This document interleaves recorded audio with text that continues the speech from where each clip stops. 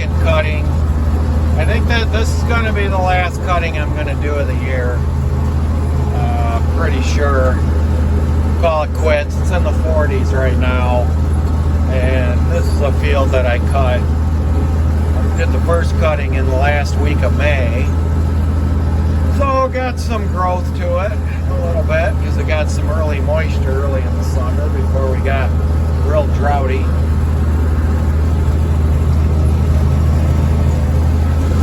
I don't know if I'll get this dry, but I mean, I don't think you get it dry enough to square bale it and sell it. But this is going to go to my feeder cattle. Not going to be that many round bales here. It's cold out now, those round bales, even if they got a little bit of moisture to them, they'll keep pretty good until I can just direct feed these bales. Well, done with this piece. There's a couple small pieces I'll go check. I don't think they're worth doing. I was hoping the sun was going to be out and there'd be more colors. Some areas just exploded with colors this week. The hickory trees are just, if the sun was shining on that, that'd be just absolutely gorgeous. Rest of that is oaks. They're dull. But yeah, I had a run-in with some drivers on the road the other day. I'm all over on the road constantly with my farm equipment. And I was driving my small John Deere 2-cylinder, the 60, with a hay rake down a paved road, heavy traffic. I had my mother following me in her Buick Rendezvous with the flashers on. And just curious what you all would expect to be the most hostile, intolerant drivers towards farm equipments on the road. And, I'm talking about, per capita based on the number of those drivers. And I got all my years of experience. I've got two main groups of drivers that I've had run-ins with that I've had the biggest problems with. And it's kind of funny. I asked a buddy of mine yesterday after this all happened, who's another farmer, and I said, what are the two main groups that you have the hardest problem with on the road? And he said, white people and black people. I said, well, it's not an ethnic group. And because he said other ethnic groups tended to seem to be too scared to pass you. Then I said, no, it's not an ethnic group. And then he said, men and women. And I said, well, okay, it's not. So it's a group of drivers, and it's not what you probably think. He did relay me a story that happened here locally. Guy was driving through town this spring with an 8-wheeler with a corn planter, and a guy in a new truck was all irate and tried to pass him and tried to squeeze past him as he's taking up a couple lanes of traffic, scraped the whole front end and side of this guy's brand new truck. The farmer called the cops, said he's going to drive to the field. He wasn't going to pull over and stop because this guy following him was nuts. Cops came to the field. The driver that ran into him came to the field.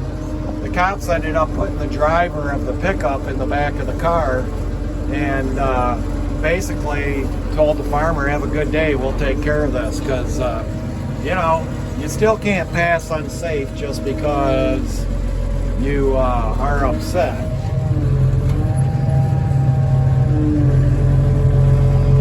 Trying to squeeze in here.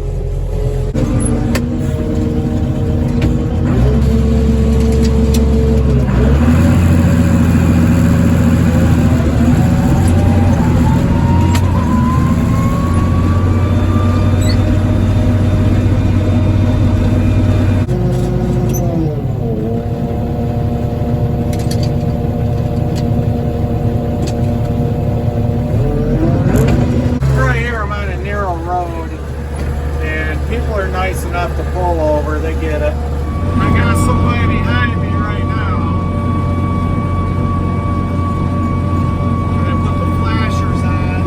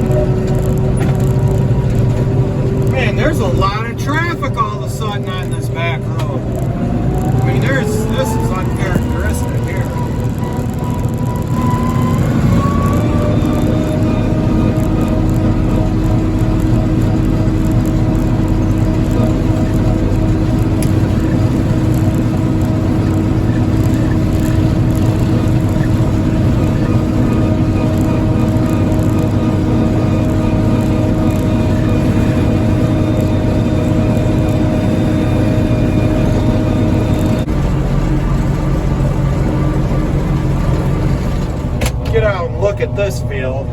I cut this back in May.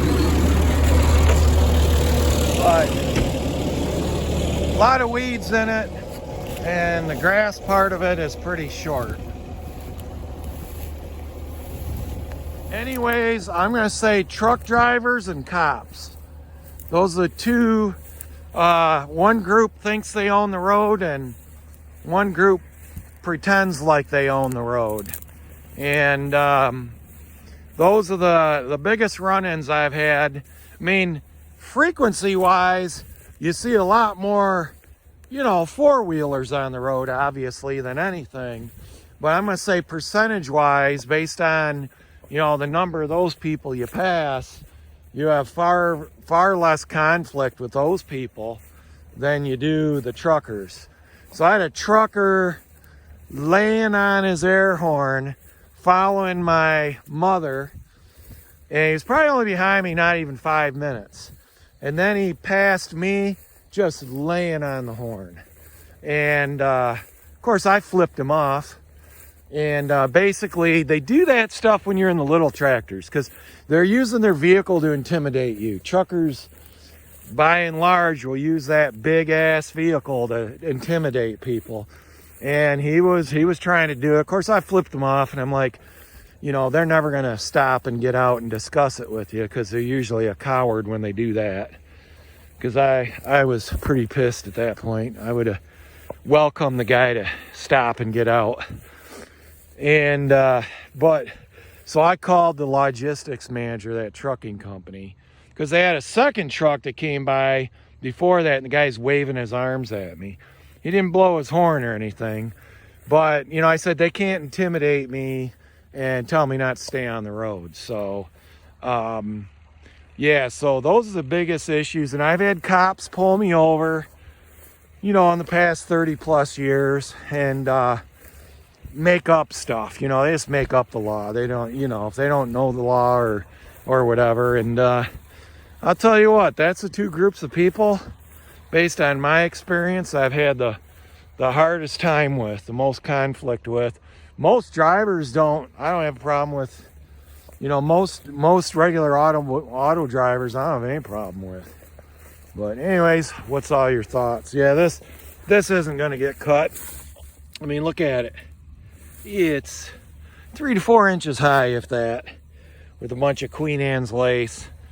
And I got into a couple second cutting grass fields this week, and they looked thicker than they were until you started to try to rake them up. Can be deceiving. So yeah, I think right now, unless we decide to do some baleage later on, I'm done doing hay.